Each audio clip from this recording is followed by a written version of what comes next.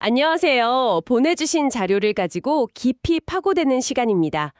오늘 저희가 살펴볼 자료는요, AI가 만들어낸 합성 음성을 탐지하는 기술에 관한 아주 흥미로운 연구 논문이에요. 네, 안녕하세요.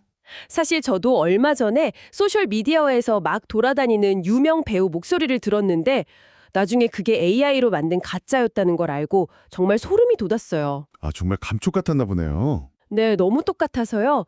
이게 그냥 장난 수준을 넘어서서 예를 들어 어떤 세계 지도자가 갑자기 다른 나라를 위협하는 영상이 퍼진다거나 끔찍하죠. 혹은 선거 바로 전날을 후보자에 대한 가짜 음성 파일이 유포된다면 정말 상상만 해도 큰 혼란이 생길 수 있잖아요. 맞습니다.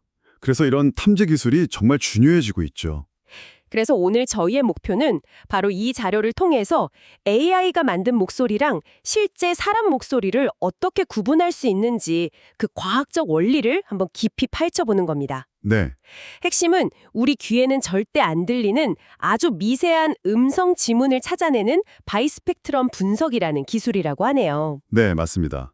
사실 이런 오디오 포렌식 연구가 이전에도 없었던 건 아니에요. 아, 그랬나요? 네, 근데 대부분은 목소리 톤이라든가 미세한 잡음 같은 어떻게 보면 위조범이 마음만 먹으면 충분히 숨길 수 있는 단서에 집중했죠. 아하. 근데 이 논문이 정말 획기적인 건 그런 게 아니라 위조범이 숨기려고 해도 숨길 수 없는 AI의 어떤 선천적인 특징을 파고들었다는 점이에요. AI의 선천적인 특징이라니? 그거 정말 흥미로운데요? 네. AI 기술이 발전할수록 이걸 악용한 범죄 위험도 당연히 커지기 때문에 이런 근본적인 탐지 기술이 정말 꼭 필요합니다. 그렇군요. 그럼 그 핵심 기술이라는 다이스펙트럼 분석, 이름부터가 좀 어려운데요. 이게 도대체 뭔가요?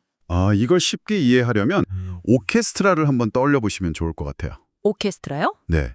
우리가 보통 쓰는 풀이의 변환 같은 분석법은 오케스트라 연주를 듣고 여기엔 바이올린 소리, 첼로 소리, 플루트 소리가 섞여 있구나 하고 각 악기, 즉 주파수 소리를 구분해내는 것과 비슷해요. 아, 그리고 파워 스펙트럼은 거기서 한 단계 더 나아가서 각 악기 소리가 얼마나 큰지 그 관계를 보는 거고요. 어떤 악기가 얼마나 큰 소리로 연주하는지 그걸 보는 거군요. 그렇죠. 그런데 이 바이 스펙트럼 분석은 거기서 한 걸음 더 나아갑니다. 더요? 네. 예를 들어 바이올린 F1과 첼로 F2가 함께 연주할 때 두 소리가 어우러져서 새로운 울림, 일종의 화음 F1 플러스 F2가 생기잖아요. 네, 그렇죠. 화음이 생기죠. 바이스펙트럼 분석은 바로 이 세 가지 소리, 그러니까 바이올린, 첼로, 그리고 그 둘이 만들어낸 화음 사이의 상호작용, 그 아주 미묘한 관계를 들여다보는 기술이에요. 와, 비유가 정말 귀에 쏙쏙 들어오네요. 그러니까 개별 악기가 아니라 악기들이 함께 만들어내는 그 화음의 조화를 분석한다는 말씀이시군요. 바로 그겁니다.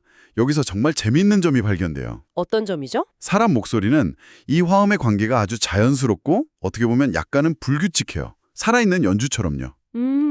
그런데 AI가 만든 목소리는 마치 컴퓨터로 완벽하게 계산한 것처럼 이 관계가 지나치게 완벽하고 질서정연한 거죠. 너무 완벽해서 오히려 티가 난다. 맞습니다. 저희는 바로 그 지나친 완벽함을 찾아내는 거예요. 논문에서는 이 값을 비교하기 쉽게 바이코히어런스라는 척도를 사용하는데요. 네. 복잡하게 생각할 것 없이 그냥 이 화음의 질서정연함을 0에서 1 사이의 숫자로 표현한 점수다. 이렇게 보시면 됩니다. 그렇군요. 겉보기엔 똑같은 목소리인데 그 속의 수학적인 조화를 현미경으로 들여다보면 AI는 그 특유의 기계적인 완벽함을 숨기지 못한다 이거네요. 정확합니다. 그럼 연구자들은 이 음성 지문을 확인하기 위해서 어떤 실험을 설계했나요?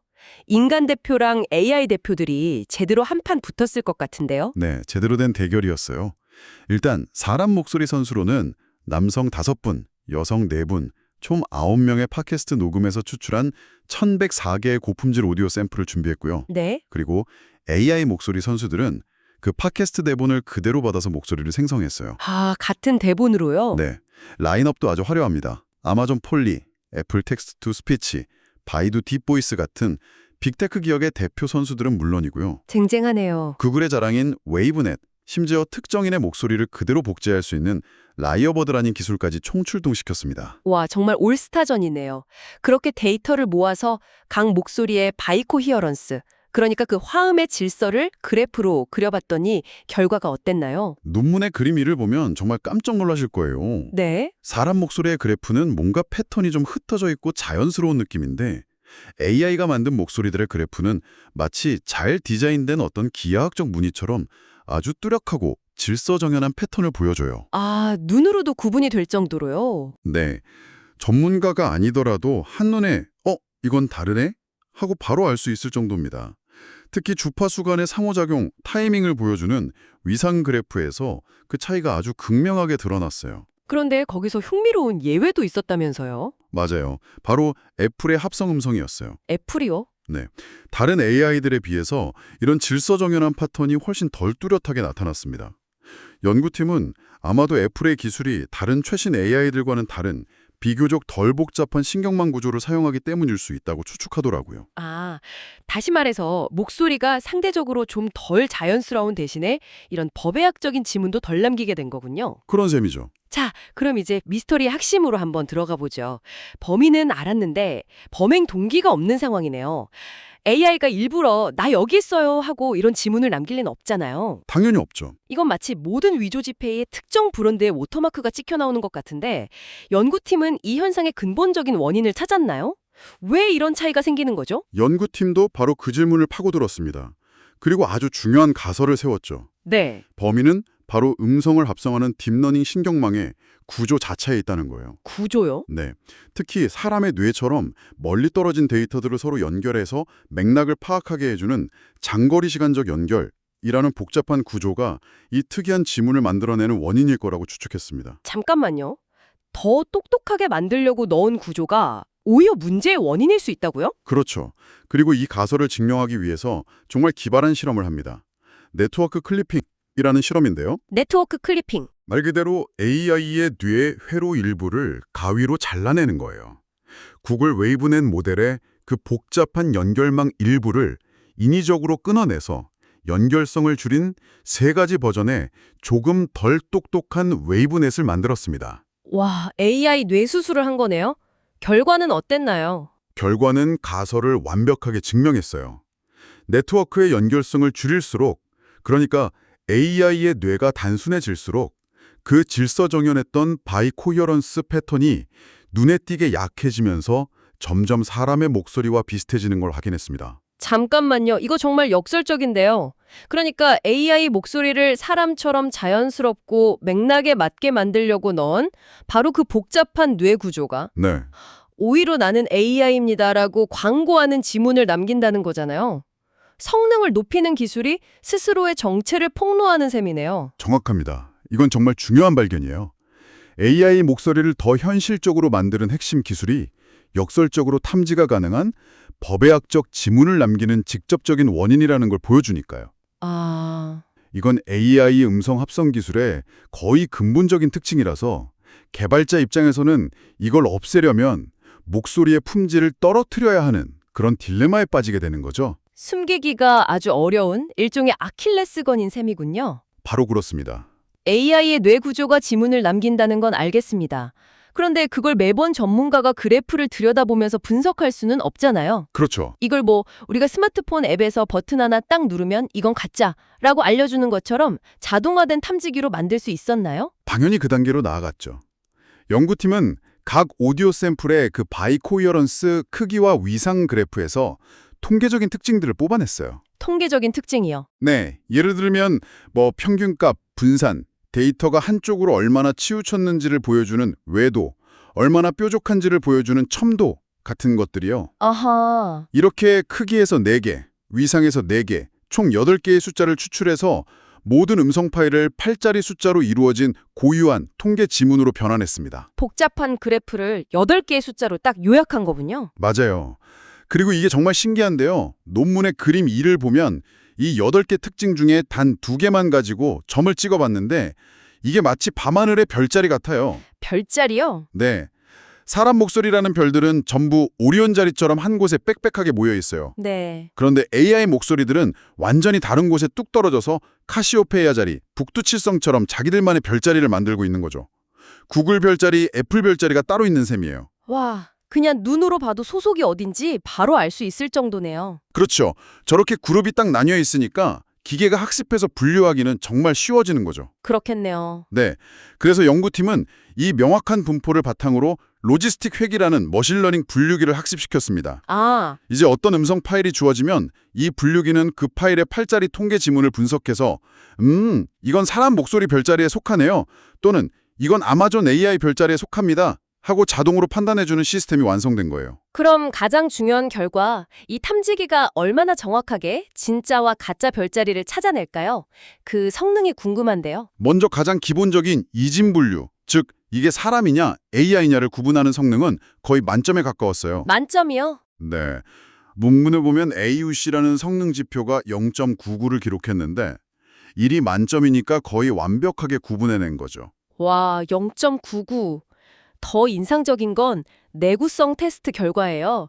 실제 세상에서는 음성 파일에 잡음이 섞이거나 파일이 압축되는 경우가 많잖아요. 그렇죠.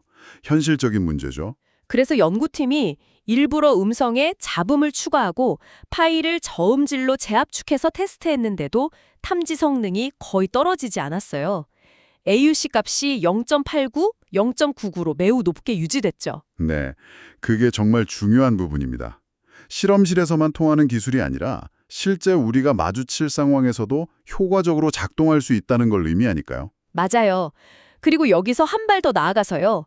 단순히 사람이냐 AI냐를 넘어 어떤 AI가 만들었는가까지 구분하는 다중분류 성능도 테스트했습니다. 아, 어떤 AI가 만들었는지까지요? 네. 논문의 그림 4에 있는 표를 보면 그 결과를 알 수 있는데요. 대부분의 경우 어떤 AI 기술이 사용되었는지도 꽤 정확하게 구분해냈어요. 예를 들어 애플 음성은 100%, 바이두 음성은 97%의 정확도로 어떤 AI가 만들었는지 식대를 냈죠. 와, 그런데 거기서 또 재미있는 결과가 나왔다고 들었어요? 네, 바로 기술적으로 비슷한 구조를 가진 아마존과 웨이브넷의 경우였어요. 아, 그 둘이요? 네, 이 둘은 서로를 약간 헷갈려하는 경향을 보였습니다. 예를 들어 아마존 음성을 웨이브넷 음성으로 착각한 경우가 19%였고요. 반대로 웨이브넷을 아마존으로 착각한 경우가 32%나 됐거든요. 그 부분은 정말 재미있네요. 그러니까 이 탐지기가 너무 뛰어나서 목소리가 비슷한 사람을 헷갈리는 것처럼 기술적으로 구조가 비슷한 AI끼리는 얘네 둘은 형제인가? 하고 헷갈린다는 거군요. 그렇죠. 오히려 이 기술의 정밀함을 역으로 증명하는 결과 같아요. 맞습니다. 기술의 강력함과 동시에 비슷한 기술군 사이에서는 구분이 어려울 수 있다는 한계점까지 명확하게 보여주는 아주 흥미로운 결과라고 할 수 있습니다. 자, 그럼 오늘 분석한 내용을 한번 정리해 볼까요? 청취자께서 보내주신 이 논문을 통해 저희가 확인한 핵심은 이거네요. 최신 AI 음성 합성 기술은 아무리 정교해도 우리 귀에는 들리지 않는 고유한 바이스 스펙트럼 지문. 네, 화음의 질서에서요. 네, 그 화음의 질서에서 기계적인 완벽함을 남긴다는 것, 그리고 이 지문은 AI를 더 똑똑하게 만드는 복잡한 신경망 구조 자체에서 비롯되는 피하기 어려운 아킬레스건이라는 점이었어요. 맞습니다. 덕분에 우리는 이 지문을 이용해서 진짜와 가짜를 매우 높은 정확도로 구분할 수 있다는 사실까지 확인했고요. 네, 이 기술은 앞으로 가짜뉴스와의 전쟁에서 아주 중요한 방패가 될 거예요. 물론 창이 강해지면 방패도 강해지겠죠. 아, 그렇죠. 공격자들은 분명 이 탐지 기술을 피하기 위한 또 다른 기술, 즉 더 강력한 창을 개발하려고 할 겁니다. 탐지기를 속이도록 AI를 훈련시키는 방법도 연구할 거고요. 이처럼 AI 합성 기술과 탐지 기술은 앞으로도 계속해서 서로를 넘어서려는 창과 방패의 싸움을 이어갈 겁니다. 오늘 긴 시간 동안 정말 흥미로운 이야기를 나눴는데요. 마지막으로 청취자분들께 생각해 볼 만한 질문 하나를 던지면서 마무리할까 해요. 네, 이 논문에서는 현재 기술로는 이런 특정 바이스펙트럼 패턴, 즉 AI 지문을 인위적으로 숨기거나 반대로 사람 목소리에 억지를 만들어 넣기가 매우 어렵다고 말해요. 하지만 AI 하나는 계속 가짜를 만들고 다른 AI는 그걸 계속 감별하면서 서로 경쟁하며 학습하는 생성적 적대 신경망, 겐 같은 기술이 더 발전한다면 어떨까요? 아, 개인이요? 네. 언젠가 AI가 사람 목소리에 그 미세하고 불규칙한 화음의 지문까지 완벽하게 모방해서 오늘 우리가 살펴본 이런 탐지 기술마저 무력화시키는 날이 올 수도 있을까요? 이 질문을 여러분께 남겨드립니다.